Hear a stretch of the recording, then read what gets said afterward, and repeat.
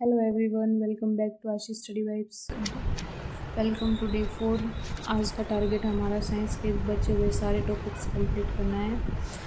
कभी कभी ना मतलब मेरे मन में भी ऐसा सवाल उठते हैं कि अगर आज पढ़ाई स्किप कर दी तो क्या कल सिलेक्शन के पास जा पाऊँगी। तो जवाब आता है नहीं। बस यही सोचकर मैं हमेशा अपने डे 1, डे 4, डे 2 जितने भी डेज़ अभी तक कंप्लीट किए हैं, और उससे पहले भी मैंने अपना जब सिलेबस कंप्लीट किया था कभी भी गिव अप नहीं किया। आज का टारगेट इजी तो नहीं था, बायोलॉजी के तीनों इंपॉर्टेंट टॉपिक और शायद लेंथी भी बहुत ज़्यादा थे ये टॉपिक्स, पर मैंने कंप्लीट कर लिए। सेल्स वाला, प्लांट टिश्यू, एनिमल टिश्यू, बीच बीच में थोड़ी सी थकान भी हुई थी, कमर में भी दर्द हो जाता है मेरे तो। लेकिन मैं खुद से एक ही प्रॉमिस किया कि सिलेक्शन से पहले गिव अप नहीं करूँगी।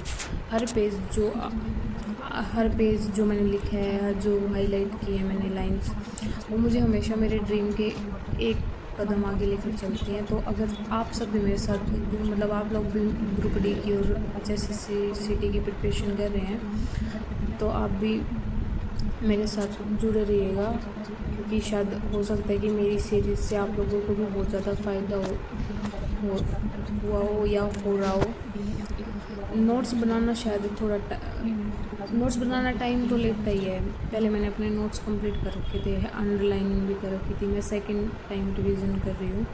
उससे पहले मैंने सिलेबस के साथ साथ 1 टाइम रिवीजन कंप्लीट कर रखी थी मेरी। और अगर आप मतलब कॉम्प्रोमाइज़ मत करो किसी भी चीज़ का। अगर पढ़ाई के साथ कॉम्प्रोमाइज़ कर रहे हो ना, बाकी कामों के साथ कर सकते हो, लेकिन पढ़ाई के साथ तो कॉम्प्रोमाइज़ करना बिल्कुल भी मतलब मुझे नहीं लगता सही रहेगा।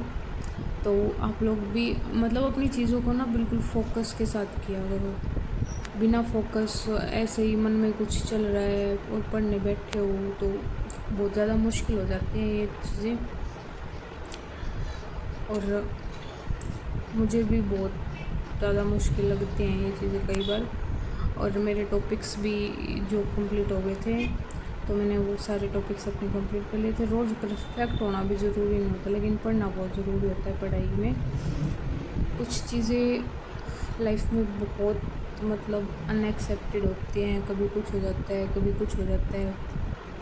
जैसे लास्ट मेरा व्लॉग देखा होगा कि मुझे मॉर्निंग में हॉस्पिटल जाना पड़ गया था।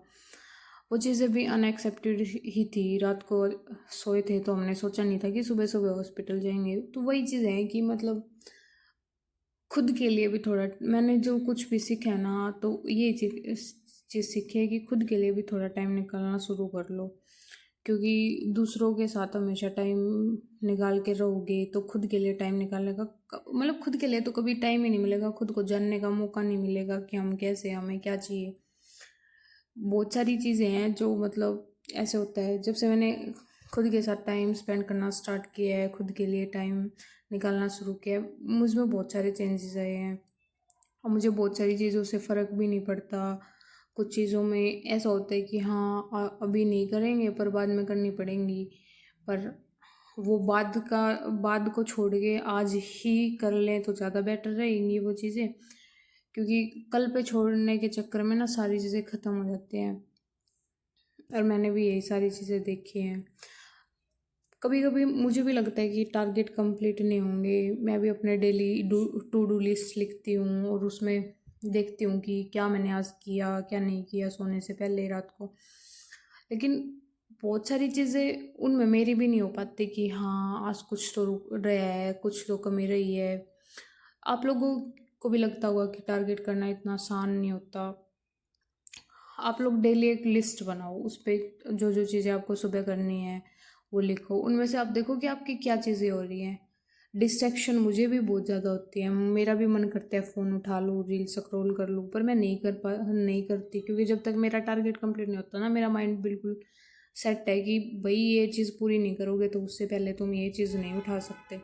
तो वही चीज़ है, आप लोग भी अपने टारगेट को बनाओ, अपने डे का रूटीन लिखो, उसमें मतलब चीज़ें करो। रूटीन रूटीन के साथ चलोगे तो आप लोगों को ना टाइम ऐसा लगेगा कि जैसे टाइम बिल्कुल भाग रहा है और तुम उसे पकड़ने की कोशिश कर रहे हो। और जो आज टाइम हमें मिल रहा है वो कल वापस नहीं आएगा। तो मिलते हैं नेक्स्ट व्लॉग में। Thank you for watching guys. Thank you, bye.